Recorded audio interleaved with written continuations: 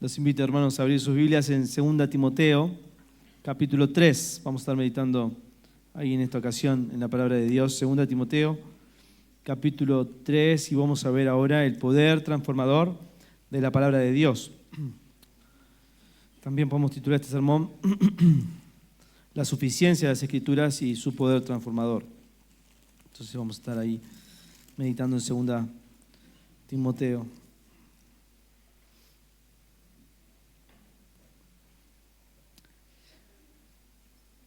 Hablando del poder transformador de Dios, a veces pensamos que la palabra de Dios es poderosa para asuntos religiosos, o sea, para guiarnos en la iglesia, guiarnos en la oración, y guiarnos en las enseñanzas, guiarnos en las canciones que tenemos que cantar. Pero ¿qué sucede cuando tenemos problemas o queremos ayudar a otros en sus problemas? ¿Qué sucede cuando en casa golpea la puerta la depresión y se instala en algún familiar, alguna persona en nuestra familia? ¿Qué sucede cuando nuestra mente no funciona como debería estar funcionando, nuestros pensamientos? ¿Qué sucede cuando el alma se enferma? Cuando no hay un padecimiento físico, real, tangible, y nuestra alma se enferma. ¿Es la Biblia suficiente? A veces queremos ayudar a las personas y no hay nada más frustrante que ayudar a las personas a cambiar o desear ayudar a cambiar nosotros mismos o ayudar a una persona a cambiar, pero no saber cómo sucumbir en el fracaso. Muchos en nuestros días y anteriormente han afirmado la infalibilidad de las Escrituras, es decir, que es infalible, y la autoridad de las Escrituras en asuntos de fe y de práctica, pero se han resistido en afirmar en la suficiencia de las Escrituras para comprender y resolver los asuntos espirituales. Estoy hablando de problemas no físicos del hombre. Creen que necesitamos conocimientos, por ejemplo, de la psicología para entender cómo realmente funcionan las personas, ignorando la profundidad de Dios acerca del conocimiento del hombre. Algunos piensan que cuando se trata de estos asuntos, la Biblia es fundamentalmente deficiente. Necesitamos la Biblia más otro conocimiento, algo más. Entendemos que necesitamos algo de algunos expertos que nos puedan guiar en la guía de estos problemas no físicos del ser humano. La Biblia tiene autoridad titular, pero no funcional. Y eso es porque necesitamos entender cuán valiosa es la Biblia para transformar la vida de las personas. Reconocer que la palabra de Dios es digna de nuestro respeto no es suficiente si no tratamos de entender cómo resuelve la palabra de Dios los problemas reales de la vida. Los problemas reales de la vida. La Biblia no tiene un valor limitado, tiene un valor completo para todos los asuntos del alma. Las Escrituras dicen que tenemos en la Biblia todo lo que necesitamos para vivir una vida que agrade a Dios. La Biblia es la palabra de Dios, no en el pasado, sino ahora, en el presente, y es poderosa para transformarnos. Así que podemos decir que en este unos a otros, que la Biblia nos manda constantemente, no tenemos las manos vacías. Él nos diseñó la iglesia para el cuidado mutuo y luego llegó los problemas y no tenemos herramientas para ministrarnos unos a otros. Dios no dejó a los pastores sin herramientas para tratar con los problemas del alma de nuestros hermanos y de las personas. La Biblia enseña que cuando manejamos la Biblia con precisión, cuando entendemos que la Biblia es el instrumento dado por Dios para la transformación del alma, cuando entendemos el procedimiento bíblico, entonces y solo entonces hay esperanza para un cambio duradero, verdadero y que honra a Dios y ayude a otros. Cuando hablamos de cambio en nuestra vida o en la de otros, no nos referimos a un cambio superficial, un cambio de conducta temporal. No pretendemos, por ejemplo, que un hermano que no viene a la iglesia durante un tiempo, ahora lo llamamos y viene a la iglesia 2 o 3 veces y deja de venir a la iglesia. Estamos hablando de transformación constante, continua, profunda. Algo que ocurre en el alma, que transforma la vida, que transforma nuestro andar. Para este cambio profundo se requiere la acción del Espíritu Santo usando la palabra de Dios en nuestras vidas para un cambio eterno. Esto es fruto del Espíritu Santo. Así que cuando hablamos del cambio entre cristianos estamos hablando de conformarnos a la imagen del Señor Jesucristo.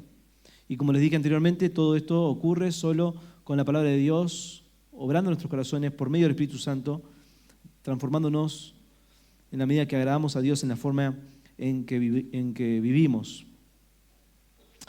Pablo tenía un concepto muy alto en las Escrituras y en 2 Timoteo lo revela. quiero meterme en el contexto de 2 Timoteo. 2 Timoteo es un tesoro para el creyente. Es el último escrito de Pablo. Es lo último que escribe. Pablo escribe en 2 Timoteo que él ya sabe que el tiempo de su partida está cercano. Él dice, he peleado la buena batalla, he acabado la carrera, he guardado la fe. Me está guardada la corona de justicia, la cual me dará el Señor, no solamente a mí, sino a todos los que aman su venida. Pablo sabe que es su último tiempo y Pablo ha pasado mucho tiempo en el ministerio, ha estado en todo tipo de dificultades y el Señor lo ha mantenido firme, fiel, se ha sostenido, no sin un aguijón en la carne, no sin luchar contra su propio orgullo, no sin estar en debilidad. Y uno dice, bueno, Pablo seguramente luego de tantos años de ministerio, luego de pensar en que él va a ser un referente para la iglesia en este punto, va a dejarnos tantos escritos, Pablo, deberías estar en un lugar, en un pedestal, todos los hermanos admirándote, queriendo ser como tú, Pablo, pero Pablo está preso. Y va a morir no de la mejor manera, de la peor manera. Su cuerpo, su cabeza va a ser separada de su cuerpo. Está en una cárcel, no está cómodo, tiene frío. En la carta anterior le escribe a Pablo, Timoteo, ¿me podés traer un poco de abrigo y los rollos para que siga estudiando las Escrituras? Así que Timoteo está acabando su carrera, pero está firme en el Señor. Él reconoce que está solo. De hecho, en el juicio quedó solo, dice las Escrituras que había quedado solo. Incluso aquí denuncia a Demas que lo dejó amando más este mundo que al Señor. Pero dice que el Señor estuvo a mi lado, dice él. Y para él fue suficiente. Él estaba conforme con que el Señor esté a su lado. Así que Pablo está acabando su carrera tranquilo, confiando en el Señor. Puede expresar al final de su vida, y esta es la oración de cuando estamos visitando a alguien en su lecho de muerte, que está enfermo, que su tiempo es el final. Me encanta pensar en esto, en que nuestros hermanos amados, preciosos, puedan terminar su carrera con gozo y decir, he peleado la buena batalla. He acabado la carrera, he guardado la fe. Y Pablo está terminando bien, porque vivió bien, honrando al Señor, pero hay una preocupación en su corazón. Y su preocupación es por la obra, por la iglesia. Va a quedar en manos de Timoteo. Le va a pasar la antorcha a Timoteo.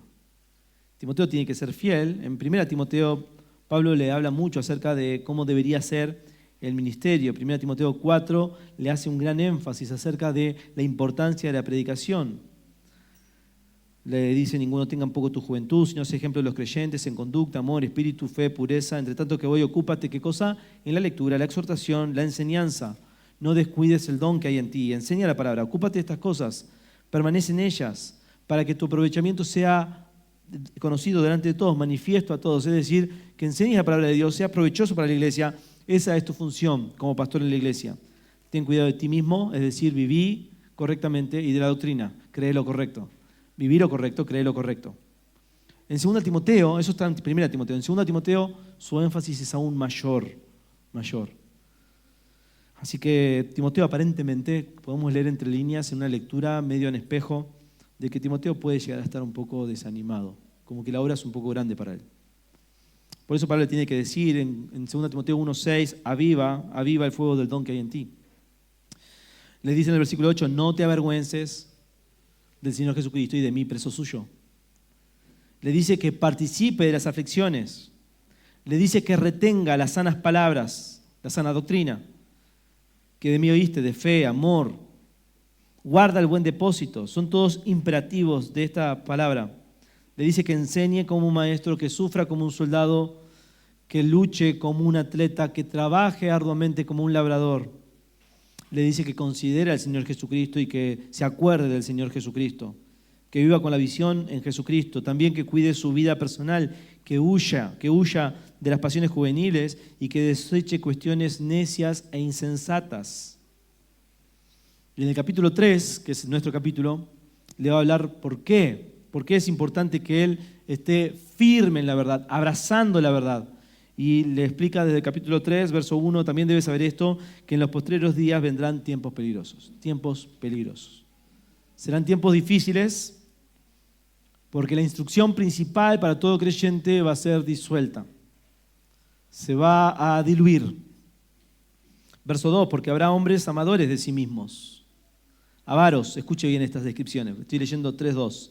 avaros, vanagloriosos, soberbios, blasfemos, desobedientes a los padres, ingratos, impíos, sin afecto natural, implacables, calumniadores, intemperantes, crueles, aborrecedores de lo bueno, traidores, impetuosos, infatuados, amadores de los deleites, más que de Dios. Y uno lee esta descripción y dice, pero esta gente tendría que estar en la cárcel.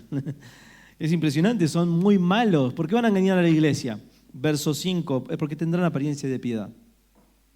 Van a infiltrarse sutilmente, pero negarán la eficacia de ella. Sutilmente ingresarán el error. Y de hecho van a buscar personas vulnerables y las van a engañar, llevándolos al error. Verso 10. Y este es un énfasis, pero tú. Esto es un contraste, pero tú. En el griego está tú, pero. Siempre la palabra más importante es la que va primero y la que tiene mayor énfasis. Y ahí está más fuerte el contraste. Tú, Timoteo, eres diferente. Tú has seguido mi doctrina. Así que Timoteo tiene un maestro y esto nos da un modelo también de cómo debería ser el liderazgo en la iglesia. Estamos teniendo discípulos, estamos enseñando, estamos siguiendo a nuestros maestros. Y así tiene que ser. Ha sido mi conducta, mi doctrina, mi propósito, mi fe, mi longanimidad, amor, paciencia, persecuciones, padecimientos. Verso 12, y todos los que quieren vivir piadosamente en Cristo Jesús padecerán persecución. Mas los hombres malos y los engañadores irán de mal en peor, engañando y siendo engañados. Bueno, este es el contexto de nuestro pasaje. Todavía no tomamos nuestro pasaje, es el verso 14. Pero el punto es que Timoteo está enfrentando tiempos peligrosos y su propio ánimo probablemente esté siendo afectado. Él necesita avivar el fuego, él necesita guardar el buen depósito, él necesita sufrir con Jesucristo, estar dispuesto a sufrir como Jesucristo, tiene que estar pensando en el ministerio, pensando en Cristo, tiene que tener su enfoque ahí, tiene que cuidar su piedad, huir de las pasiones juveniles, desechar cuestiones necias, insensatas, discusiones que no llevan a ningún lado, que no edifican a nadie. Timoteo, que ni siquiera estén en tu boca. Nada de debate sin sentido. Eso no edifica a nadie. A nadie. Tú sigue mi doctrina. Tú sigue mi doctrina. Ahora Timoteo tiene que enfrentar esta realidad. ¿Y cómo va a ser su ministerio? Ya su maestro no va a estar al lado. Va a recibir el ministerio que recibe del Señor y las personas en la iglesia tienen problemas. La edificación de la iglesia todavía está en proceso. La salvación de los perdidos está en juego. La mayor influencia de la iglesia en este tiempo y por los siglos en la iglesia, como Pablo, instruyendo con grandes verdades teológicas a toda la iglesia de Cristo por los siglos, guiándonos con palabra inspirada, Romanos, Filipenses, Gálatas, etcétera, etcétera, etcétera, se va. ¿Y con qué me voy a quedar?, se pregunta Timoteo. Y Pablo le responde en el verso 14. Pablo le dice a Timoteo, pero persiste tú en lo que has aprendido y te persuadiste, sabiendo de quién has aprendido. Y que de la niñez has sabido las sagradas escrituras, las cuales te pueden hacer sabio para la salvación por la fe que es en Cristo Jesús. Toda la escritura es inspirada por Dios y útil para enseñar, para redarguir, para corregir, para instruir en justicia, a fin de que el hombre de Dios sea enteramente preparado para toda buena obra. Y luego de este pasaje viene el encargo solemne, tal vez el encargo más solemne en todas las escrituras. Y dice, te encarezco delante de Dios. Esto es un encargo delante de testigos. Vieron que vimos hoy, Mateo 18, si el hermano no se arrepiente, llama a 2 testigos, porque invoca a 2 testigos, tiene que ser todo juicio. Y ahora Pablo está llamando a 2 testigos. Te encarezco delante de Dios el Padre y del Señor Jesucristo, que juzgará a los vivos y a los muertos, en su manifestación y en su reino, que prediques la palabra. Este tiene que ser tu ministerio principal, Timoteo. Predica la palabra, insta a tiempo y fuera de tiempo, redarguye, reprende, exhorta con toda paciencia y doctrina, porque vendrá tiempo cuando no sufrirán la sana doctrina. Nadie va a querer escuchar la palabra de Dios, nadie va a querer escuchar la verdad, sino que van a tener comezón de oír. Quieren oír acerca de la autoestima, quieren oír acerca de amarme a mí mismo, porque si no, ¿cómo puedo amar a mi prójimo? Se amontonarán maestros y van a ser conforme a sus deseos. ¿Vos querés dinero? Bueno, venir al Evangelio te va a dar dinero. Vos necesitas autoestima, venir a Cristo te va a dar autoestima. Vas simplemente a rascar sus oídos. Y lamentablemente estos son maestros que van a apartar de la verdad del oído y se volverán a las fábulas, cosas sin sentido. pero tú sé sobrio en todo, soporta las aflicciones, haz obra de evangelista, cumple tu ministerio. ¿Por qué hacer obra de evangelista en este contexto? ¿Se ha preguntado? Hoy estudiamos la palabra de Dios y teníamos que preguntarnos para interpretar por qué. ¿Por qué dice esto? Bueno, todo esto es el contexto de la enseñanza de la iglesia local. ¿Por qué dentro de la iglesia local hay que hacer evangelismo? Porque se van a apartar, van a creer que son salvos, pero no lo son. No hay un entendimiento claro del evangelio cuando hay personas que con apariencia de piedad se aman a sí mismas y llevan al engaño. Entonces la tiene muy difícil Timoteo, muy, muy difícil. Complicadísimo. Cualquiera oiría de esta iglesia y de esta encomienda. Pero Pablo lo encomienda a Timoteo a la palabra de Dios. Y le dice, mira Timoteo, la palabra de Dios es suficiente y te hace preparado para toda buena obra.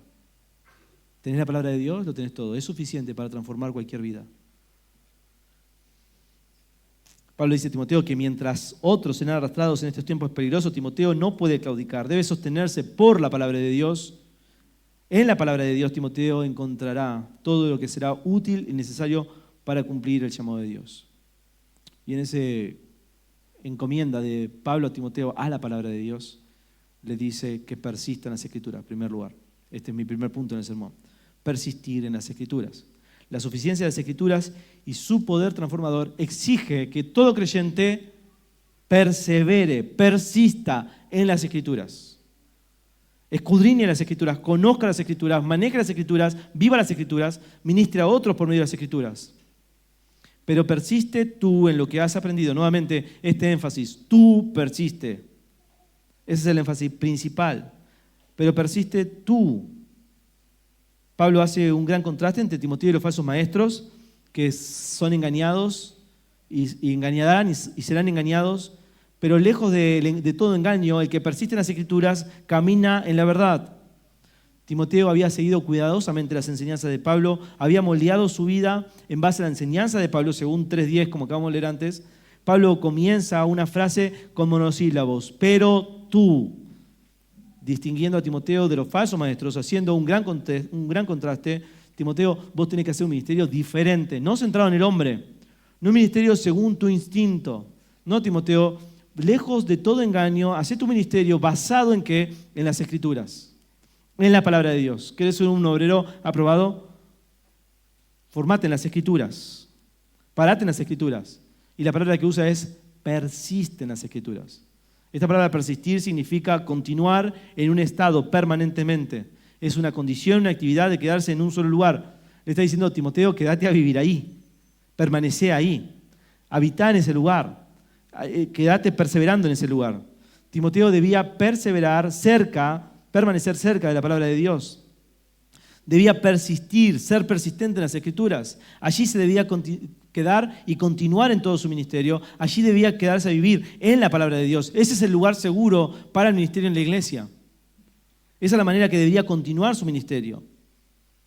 Y que se refiere a todas las Escrituras, lo vamos a ver cuando seguimos leyendo, pero automáticamente podemos ver las implicancias de este pasaje. Todo ministerio tiene que estar centrado en las Escrituras.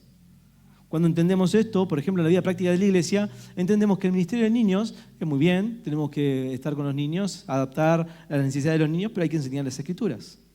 Y luego pensamos en los adolescentes, sí, está muy bien que con los adolescentes, los jóvenes pasen lindos momentos, pero no todo ministerio tiene que estar centrado en las Escrituras. Y el ministerio femenino tiene que estar centrado en las Escrituras. Tito capítulo 2 enseña cuál es el ministerio entre las mujeres. Las mujeres maduras enseñan a las mujeres más jóvenes ¿a qué? A amar a sus hijos y amar a sus esposos.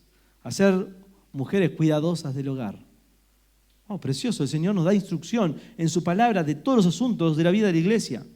Timoteo tenía que saber eso. Timoteo, no inventes la rueda, está todo escrito en la palabra de Dios, está la dirección para la iglesia, persiste en lo que has aprendido. Persiste en lo que has aprendido. Y aquí seguimos leyendo, entendemos que esto que ha aprendido es las Escrituras. Timoteo debía quedarse, persistir, habitar en lo que había aprendido. Había aprendido las Escrituras. Y había aprendido las Escrituras, que las Escrituras eran la palabra de Dios. Por eso Pablo le dice a Timoteo que persista. No te olvides lo que sabes, lo que has aprendido. Persiste en lo que has aprendido. Pero continúa, avanza, dice lo que has aprendido y te persuadiste. Te persuadiste. Esta es la única vez que aparece esta palabra en el Nuevo Testamento. Persuadir es sentir confianza, estar plenamente convencido, creer firmemente. Usted entiende, cuando nosotros formamos opiniones en nuestra vida, nosotros tenemos que sostener una opinión, ¿verdad? Estamos conversando con alguien y tenemos que discutir, sostenemos una opinión. Estamos dispuestos a decir, bueno, está bien, vos tenés tu punto, yo tengo mi punto. Las convicciones son las que nos sostienen a nosotros. Las convicciones son aquellas que no cambiamos. Se han hecho carne en nosotros. No podemos negociar esta verdad. Y Pablo dice a Timoteo que se haga una carne esto que has aprendido acerca de la palabra de Dios. Te persuadiste de que la Biblia, lo que has aprendido es palabra de Dios, así que quédate ahí en lo que aprendiste, en lo que te persuadiste. Nótese que aprender no basta. Lo aprendido debe ser aplicado en el corazón por el Espíritu Santo y convertirse en una convicción en nuestra vida. Una convicción que transforma todo lo que hacemos, la forma de ver la vida. Así debemos estar convencidos de la suficiencia de las Escrituras. Debemos crecer en esta convicción. Seremos tentados y probados, nos cansaremos en el camino, experimentaremos la presión de acudir a otro tipo de sabiduría, a otra fuente de sabiduría, a otros ministerios. Estaremos atentos, por ejemplo, en la vida de la iglesia, a una iglesia que crece más, a un ministerio que parece muy bien. Vamos a estar tentados a ser pragmáticos, a probar lo que funciona en otros lugares, pero la Biblia te dice, no, quédate en las Escrituras. Persistí, confía en las Escrituras. Así se hace el ministerio, las Escrituras. La instrucción a Timoteo es nuestra también, permanece en las Escrituras, persiste en ellas, no las dejes, no las menosprecies, no las olvides. No seas tentado a decir que no las necesitamos tanto, persiste en ellas. Y entonces Pablo insiste en esto de persistir, permanecer en las Escrituras, y le dice, sabiendo de quién has aprendido. Sabiendo de quién has aprendido. Esta palabra quién, de quién has aprendido, puede ser plural o singular. Así que si es singular, el contexto determina eso, si es singular, entendemos que Pablo se está refiriendo a sí mismo. Lo viene diciendo antes, pero tú has seguido mi doctrina. Sin duda, Pablo fue un maestro para Timoteo. Si dice quiénes, de quiénes has aprendido, bueno, sabemos que entonces está hablando no solamente Pablo de sí mismo, sino también de su abuela Loida y de la madre de Timoteo, Eunice. Le habían enseñado fielmente las Escrituras y eso lo podemos entender porque dice que desde la niñez, Pablo no conocía a Timoteo desde la niñez. Así que otras personas le enseñaron a Timoteo que las Escrituras eran la palabra de Dios. Y Timoteo tenía que continuar en lo que había aprendido, no por sus maestros en sí, sino porque se había convencido a través de sus maestros que esa era la palabra de Dios. Así que es claro que Pablo, Loida, Eunice y otros también pudieran haber alimentado a Pablo. Ellos no son la fuente de autoridad, simplemente son fuentes que lo guiaron a la verdadera autoridad, que es la palabra de Dios. El punto es que Timoteo debía persistir en las Escrituras. ¿Cuál es la razón, Timoteo, por la cual debes persistir en las Escrituras? Bueno, persiste en las Escrituras porque son suficientes. Y acabo de explicar, esta es una base bíblica para hablar de la suficiencia de las Escrituras. Dice el verso 15, y que de la niñez has sabido las Sagradas Escrituras, las cuales te pueden hacer sabio para salvación por la fe que es en Cristo Jesús. ¿Cuál es el origen de la palabra de Dios? Antes de hablar del origen, dice, y que desde la niñez, es importante mencionar eso. Qué lindo el ministerio con niños. Yo conocí al Señor siendo un niño. Qué hermoso el trabajo de los maestros y maestras de escuela dominical que enseñan la palabra de Dios a los niños, creyendo de que la palabra de Dios es poderosa para salvar, incluso a un niño. Para Timoteo era valioso haber aprendido la palabra de Dios desde un niño. Y cuánto más valioso que los padres estemos intencionalmente enseñando las Escrituras a nuestros hijos desde niños. Eso no es garantía de salvación, la salvación le pertenece al Señor. Lo que sí es lo único que es suficiente para salvarlos, la palabra de Dios, así que los exponemos. Siendo niños, rodeamos a nuestros bebés de la palabra de Dios y de oración, que el Señor los salve. A veces me preguntan, ¿cómo podemos orar por vos, por el ministerio? Y yo les ruego, y lo hago público, oren por la salvación de nuestros hijos. Ese es nuestro principal campo misionero. Es lo que más anhelamos, que le amen, que le sigan y le sirvan.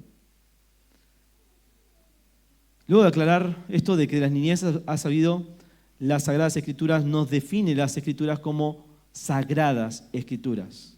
Le dice, has sabido, has conocido, te has dado cuenta, has percibido la realidad de las escrituras y tienes que entender que son sagradas. Es decir, sagrado significa algo que es consagrado para un fin santo, para un propósito santo. Las escrituras, como lo venimos mencionando, la palabra de Dios no es nada especial. Esto es un libro. Esto es un libro común y corriente. Tiene hojas comunes y corrientes, tiene letras, ha pasado por una imprenta. En ocasiones está mejor encuadernado, peor encuadernado. En sí mismo el libro no tiene ningún poder, el contenido es sagrado. Dios ha apartado el contenido de este libro para que sea la guía, la instrucción y tenga el poder transformador para cambiar vidas. Para cambiar vidas. De ningún otro libro usted puede decir que son las Sagradas Escrituras, solo de la palabra de Dios. Solo la palabra de Dios son las Sagradas Escrituras. Y Dios la ha apartado para usted y para mí, para el uso de la iglesia y para transformar nuestras vidas.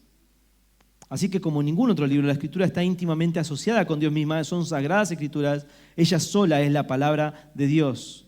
Todo lo que Dios quiso decirnos y dejarnos está en esta Sagrada Escritura. En una palabra apartada para el pueblo de Dios, para edificar al cuerpo de Cristo, para salvar al pecador y para santificar al creyente. En ella encontramos la plenitud de la autorrevelación de Dios. Solo por ella podemos ser guiados a Jesucristo, solo por eso somos llamados a confiar en Jesucristo, solo por ella somos llamados o entendemos que podemos ser perdonados por el Evangelio del Señor Jesucristo y tenemos vida en su nombre. Así que es única en su origen. Y ahora Pablo está pensando secuencialmente, y esto es importante entenderlo. Va a apuntar en primer lugar al poder para salvar de las Escrituras. Dice, las cuales te pueden hacer sabio para la salvación que es en Cristo Jesús. Las Escrituras nos salvan. Cristo salva. La fe es por gracia, por medio de la fe. Cristo es quien murió por el pecador y resucitó. Y es en su nombre que se ofrece el arrepentimiento y el perdón de pecados. Pero las Escrituras te dan la sabiduría para que usted entienda el Evangelio y crea en él. Porque la fe viene por el oír y el oír por la palabra de Dios. La palabra de Dios. Así que las Escrituras te pueden hacer sabio. Te pueden dar la sabiduría para que usted pueda ser salvo. Y esta es la secuencia que Pablo va a usar. Primero, la Escritura es útil para salvar y luego la Escritura es útil para santificar. La Escritura es útil para salvar al pecador, pero la Escritura también es suficiente y útil para santificar al creyente. Esa es la secuencia. Y luego también nos va a explicar cómo es ese proceso de santificación. Primero enseña, luego reprende, redarguye e instruye en justicia. Eso también va en un orden, lo vamos a ver más adelante. Entonces su propósito es guiar para la salvación que es por la fe en Cristo Jesús. Entonces las Escrituras nos conduce a la salvación que es en Cristo Jesús. Nuevamente, no somos salvos por creer en la Biblia, no somos salvos por amar la Biblia, no somos salvos por entender el contenido de la Biblia, somos salvos porque pusimos nuestra confianza en el Señor Jesucristo. Y eso fue por gracia, no por obras para que nadie se gloríe. Pero las Escrituras nos dan la sabiduría para alcanzar esa salvación. Pero antes de ver este proceso de santificación, añade que también la Escritura es inspirada por Dios. Dice, toda Escritura es inspirada por Dios. Nuevamente aquí tenemos una aparición única. La palabra está inspirada. Primero dice toda Escritura, no solo una parte de las Escrituras, no solo el Antiguo Testamento, no solo el Nuevo Testamento, toda Escritura es inspirada por Dios. Y esta palabra es fuertísima, inspirada. Única vez que aparece en todas las Escrituras. Teumnestos significa inspirada por Dios. No quiere decir, antes de explicar esta palabra, lo que significa, quiero decir lo que no significa. No quiere decir que algunos hombres fueron inspirados para escribir como un poeta se inspira para escribir un poema. No es lo que está diciendo acá. O una canción, o una carta de amor, o una novela. No. Aquí apunta a otro asunto. Ni siquiera está diciendo lo que Pablo está diciendo, que santos hombres de Dios, inspirados por Dios, nos trajeron la revelación, porque ninguna profecía fue traída por voluntad de hombre. No, este texto está apuntando a otro lado. Está apuntando que toda Escritura es expirada por Dios, es respirada por Dios. Esta es una palabra única en todas las Escrituras. Lo que está queriendo decir es que lo que usted lee de la Biblia es lo que sale de los pulmones de Dios. Es el aire que sale de los pulmones de Dios. Esto es una declaración categórica de las Escrituras. Lo que usted tiene en su mano es la palabra de Dios poderosa. Dios habló y el universo fue hecho. Ahora Dios habla y transforma vidas cuando entendemos su palabra. Algunos dicen que algunos autores fueron inspirados por el Espíritu con ciertas ideas, pero que a la hora de escribir ciertos errores se introdujeron. Bueno, eso no es cierto. Pablo brinda una respuesta clara a esta afirmación falsa. Toda escritura es inspirada por Dios. Claro que Dios usó la personalidad de los escritores, claro que Dios usó las experiencias de los escritores, pero cada palabra de Dios es inspirada por Dios, cada palabra que tenemos en este libro. De esa manera la Biblia es poderosa, de esa manera la Biblia es inerrante porque su autor no puede errar. La Biblia es poderosa porque su autor es poderoso. La Biblia es suficiente porque su autor es omnisciente, omnisapiente, sabe exactamente lo que sus hijos necesitan y dejó todo aquí escrito. Cada palabra es perfecta, cada palabra es intencional. Cada palabra debe ser creída, obedecida, predicada por sus hijos. Así que es la palabra de Dios tanto como si fuese hablada audiblemente, como mencionábamos hoy. ¿Qué pasaría si escucharas la voz de Dios audible? ¿Le obedecería más rápido? Bueno, esta palabra de Dios, entender esto, es entender que esto es el aire que sale de los pulmones de Dios. Así que la sumisión a las Escrituras es sumisión a Dios. La rebelión contra las Escrituras es rebelión contra Dios. Toda Escritura sale de los pulmones de Dios, es inspirada por Dios, procede de Dios. Por eso el salmista en el Salmo 138, verso 2, dice: has engrandecido tu nombre, tu persona, tu honor y tu palabra sobre todas las cosas. No adoramos a Dios, no adoramos la palabra, adoramos al Dios de la palabra, al Dios que se revela en la palabra. Y continúa esta descripción de las Escrituras. Son útiles para salvar porque son sagradas Escrituras, porque es inspirada por Dios. Y esta Escritura que es útil para salvar, también es útil para santificar. Es útil en todo sentido, es útil.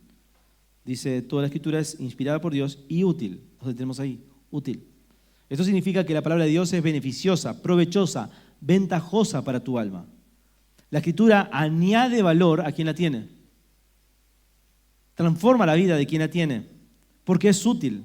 La Escritura es un medio de Dios, el medio útil de Dios, eficaz para cumplir sus propósitos. Por la Escritura, una persona lleva el conocimiento para la salvación. Por la Escritura, una persona puede ser conformada a la imagen de Cristo. Esto no es nuevo en las Escrituras. Isaías 55, en el Antiguo Testamento, un profeta como Isaías, dice, hablando de parte de Dios: así será mi palabra que sale de mi boca, no volverá a mí vacía, sino que hará lo que yo quiero y será prosperada en aquello para la que la envié. Eso habla del poder de las Escrituras. Las Escrituras tienen tal poder que hacen exactamente lo que Dios quiere que hagan. Esto me llena de valor. Cuando yo predico el Evangelio, nunca cae en saco roto, nunca. Aunque la persona nunca creyere, Dios usa su palabra. Dios usa su palabra. De hecho, no somos llamados a salvar a nadie, somos llamados a predicar el Evangelio. Compasivamente, confiando en que Dios salva por el poder de su palabra.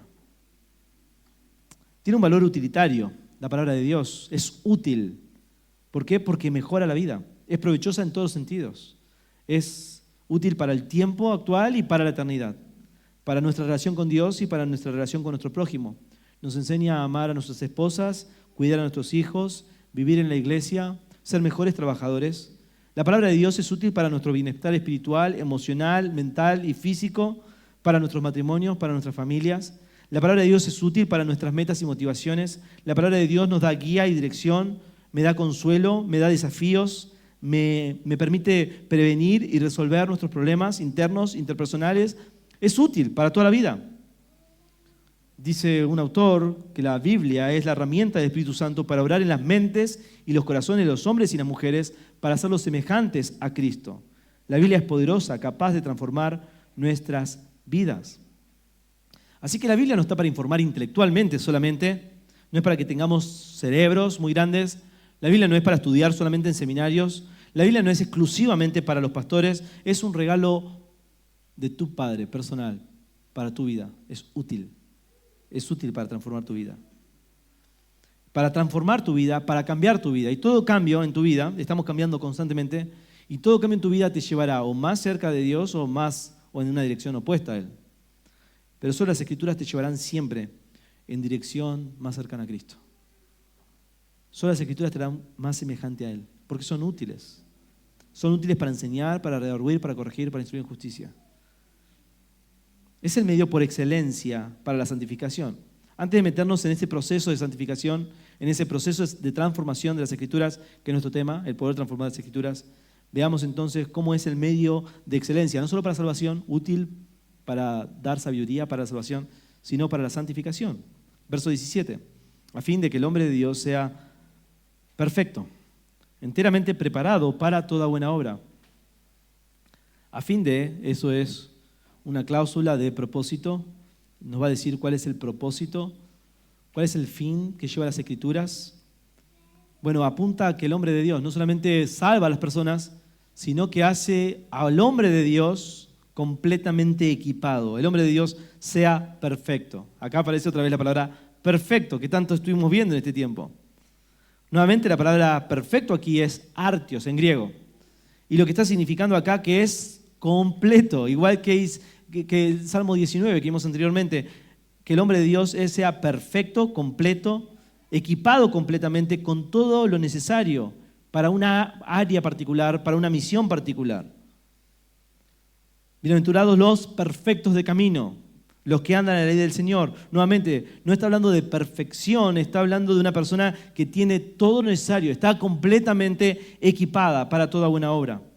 Eso es lo que Pablo está diciendo a Timoteo frente a la encomienda que tiene, una encomienda difícil. Por eso vimos el contexto. El contexto determina el significado del texto.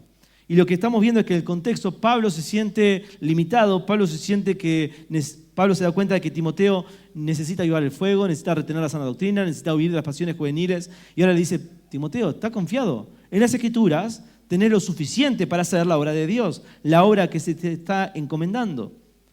Y continúa, para que el hombre de Dios sea perfecto, completo, enteramente preparado. Esto es enfático. Otra vez usa una palabra que habla de equipado. Alguien que está completamente capacitado, completamente entrenado. Es la palabra exartizo. Significa ser equipado con todos los elementos.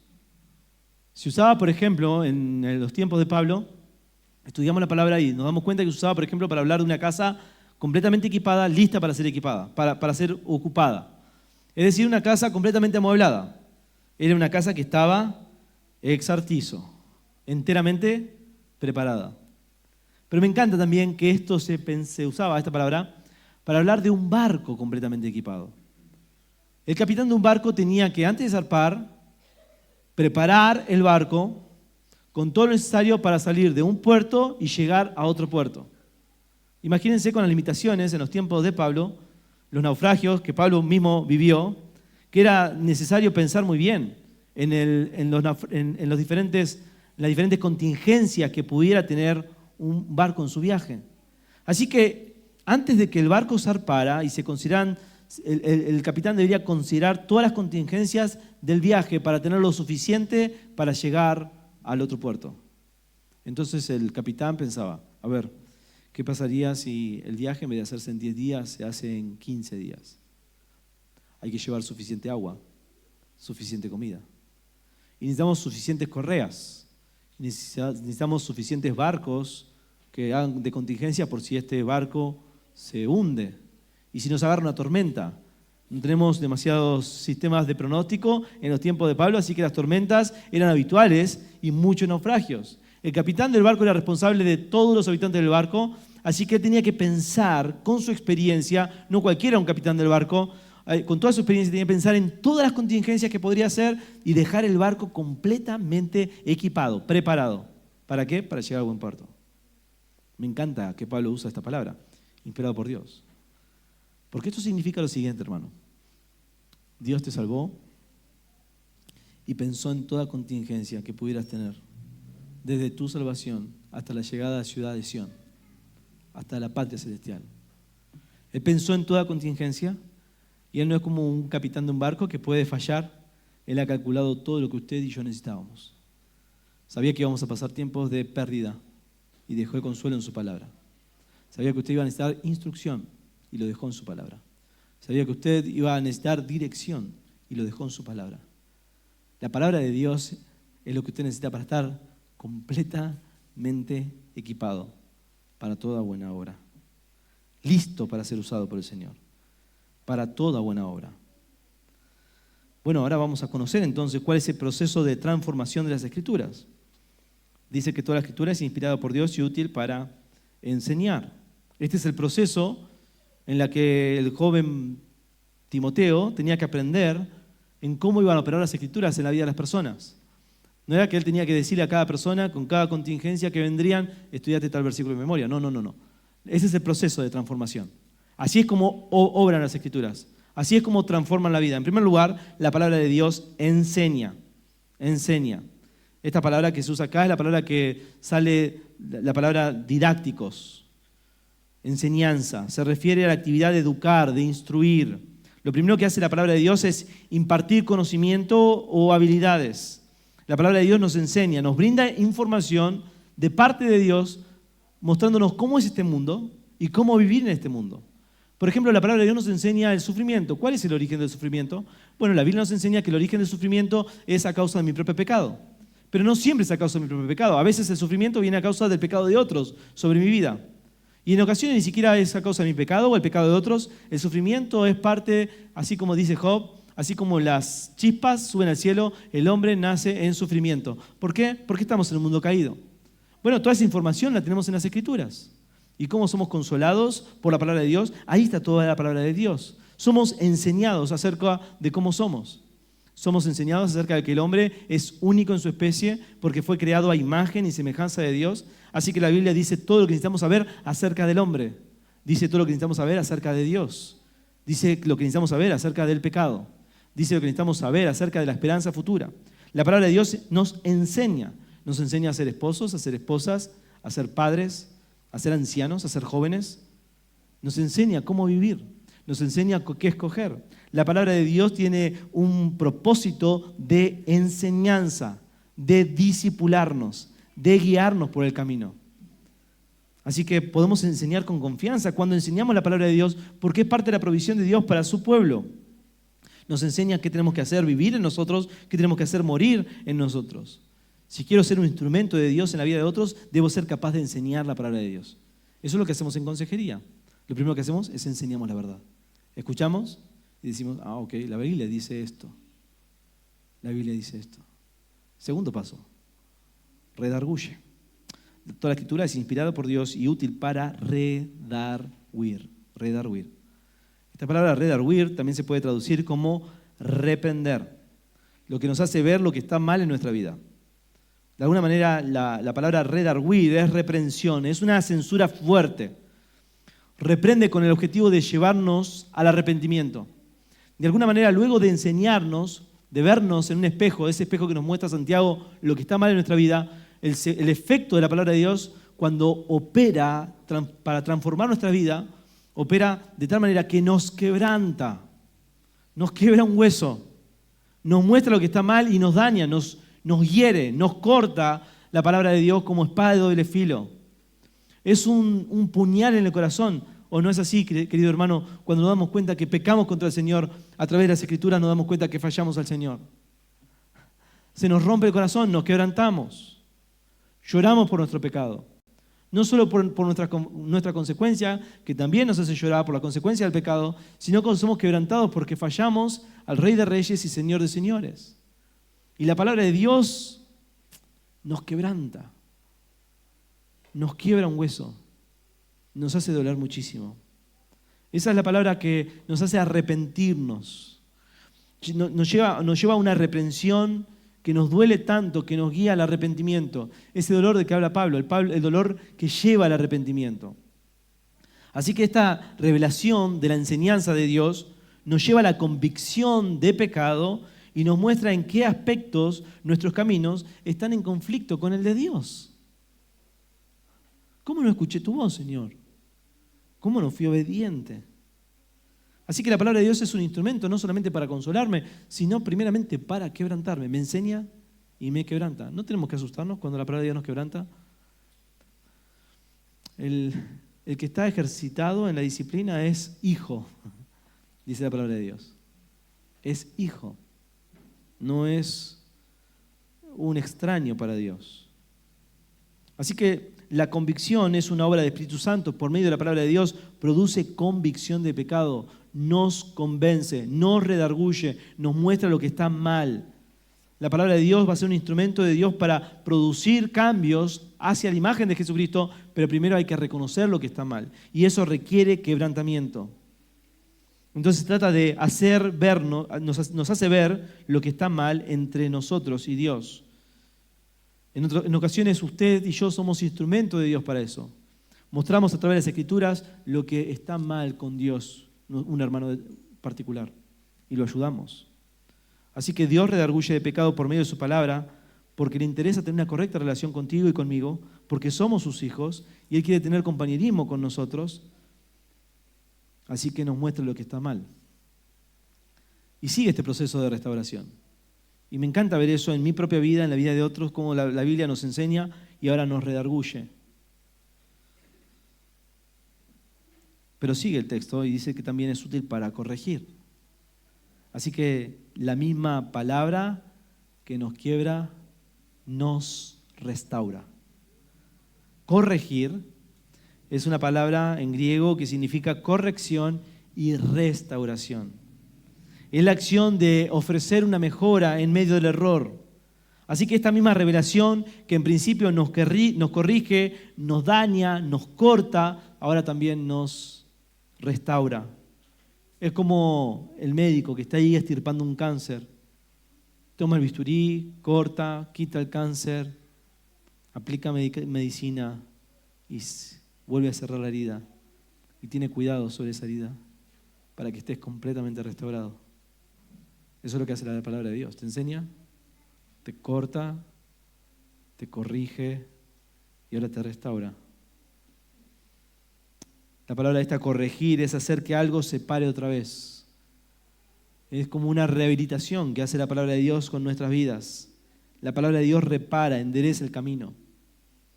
Una persona, por ejemplo, se ve al espejo y se ve flaca, se ve muy gorda, pero es flaca. Bueno, tiene anorexia tal vez, tiene una percepción errónea acerca de sí misma.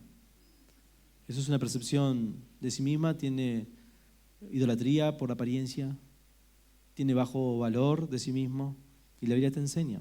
Ninguno tenga más alto concepto de sí que el que deba tener.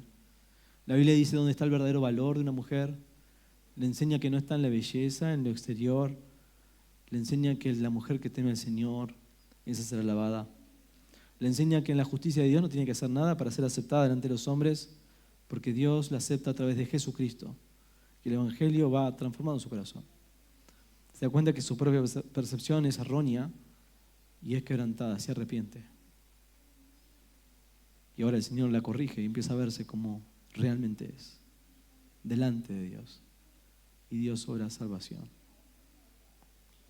Una persona es adicta a las drogas y dice, soy enfermo porque soy un adicto, soy una víctima de mi propio pecado. Y entonces empieza a descubrir, la palabra de Dios enseña que el hombre no es víctima, el hombre no busca a Dios.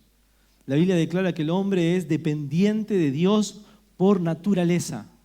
O usted va a depender de Dios, o usted, aunque no sea adicto a las drogas, usted va a ser dependiente de cualquier otra cosa que no sea Dios. Así que el hombre es dependiente por naturaleza. Tu adicción tiene que mostrarte de que tendrías que ser dependiente de Dios. Y el hombre es corregido por verdades de la palabra de Dios. Y deja de ese victimismo y se hace responsable de su propio pecado. Pide al Señor que lo ayude y lleva tiempo, por supuesto. Lleva un proceso, pero el Señor lo restaura, lo levanta y vuelve a andar por el poder de la palabra de Dios. Y una persona que quiere terminar con su vida, el Señor le enseña cuál es el valor de su vida, cuál es el propósito de su vida. Es enseñada por la palabra de Dios, pero toda esa forma de pensar, esa forma de vivir debe ser corregido y nos debe llevar siempre al arrepentimiento. Señor, yo no pensaba como tú querías que pensara. No veía la vida como tú la veías. Señor, estoy arrepentido. Ayúdame a caminar en tus caminos. Y una persona es restaurada. Una persona es restaurada. Una persona pierde un familiar y de repente está en una depresión muy profunda por esta pérdida. Y empieza a entender que uno tiene que ser dependiente de las personas, que uno puede amar a las personas, puede tener esperanza en Cristo si esta persona fue salva, pero puede también refugiarse en el consuelo de un Dios soberano que nunca se equivoca. Puede escudriñar las Escrituras y ser enseñado en que Él es la roca, Deuteronomio capítulo 32, verso 4, y su obra es perfecta. Dios no se equivoca, su obra es perfecta. Dios de verdad, sin ninguna iniquidad en Él. No hay maldad en Él. En todo lo que hace no hay una pizca de maldad. El Salmo 119 dice, bueno eres tú y bienhechor. Todo lo que hace es bueno. Y esa persona empieza a lavar su mente con la palabra de Dios y empieza a arrepentirse. Señor, perdóname. Estaba viviendo para mí mismo, para mis afectos. Pero yo fui creado para vivir para ti. Se arrepiente y empieza a andar nuevamente en el camino correcto. Porque la palabra de Dios corrige, nos enseña a vivir de la manera correcta. Finalmente, la palabra de Dios enseña, la palabra de Dios redarguye, nos convence de pecado, nos quebranta. La palabra de Dios nos restaura, renueva nuestra mente. Y finalmente nos instruye en justicia. ¿Qué es esto de instruir en justicia? La palabra es paideia. Es una palabra muy repetida en las Escrituras, por eso la menciono.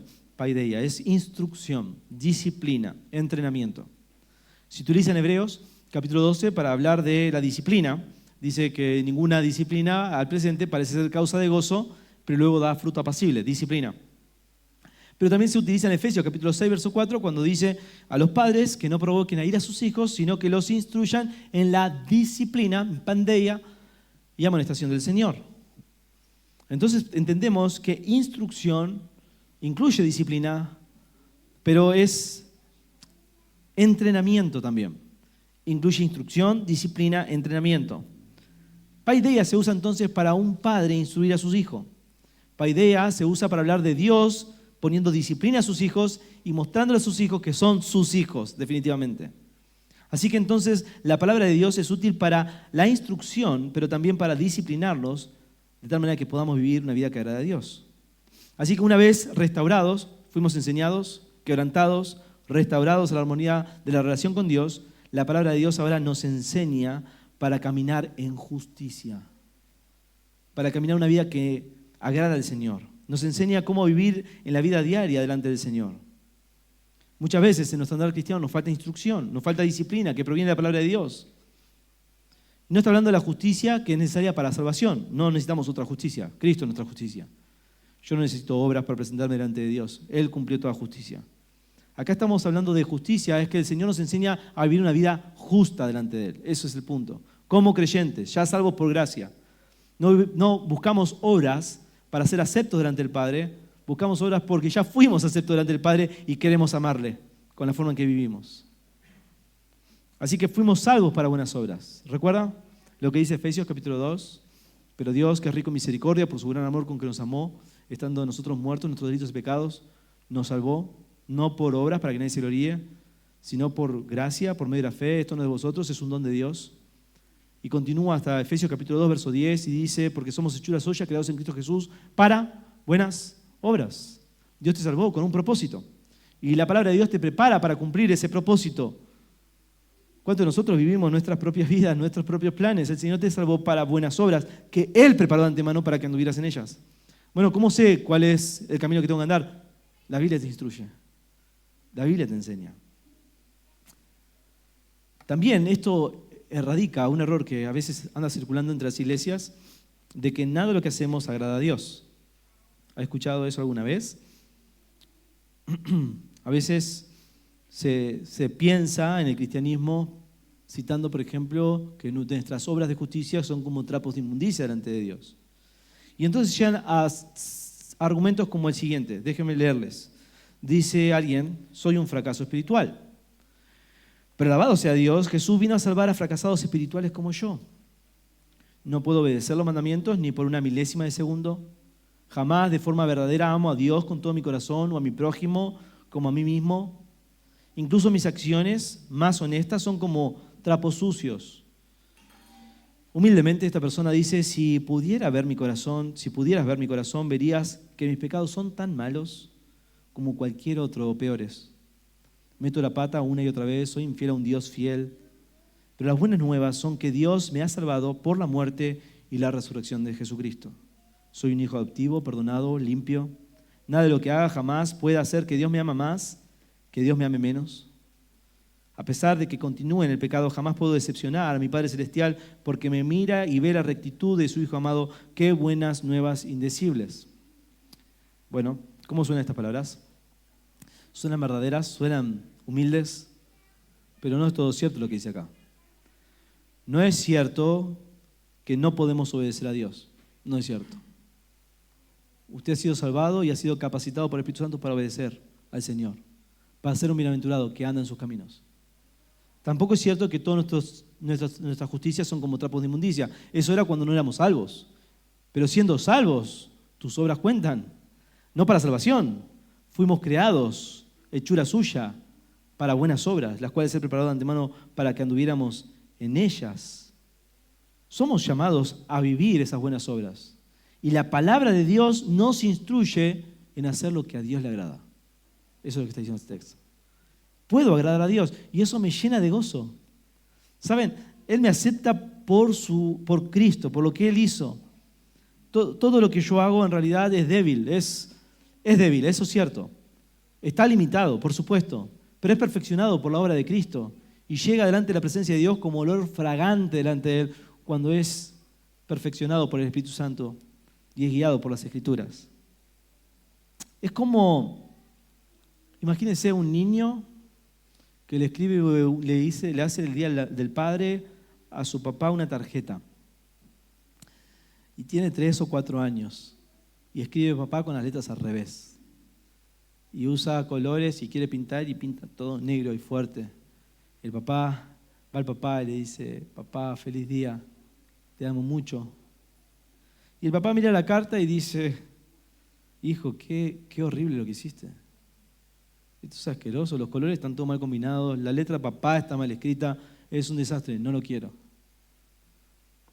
¿Qué madre le dice a su hijo adolescente que limpió el garage y acomodó todas las pinturas que estaban ahí, los tachos?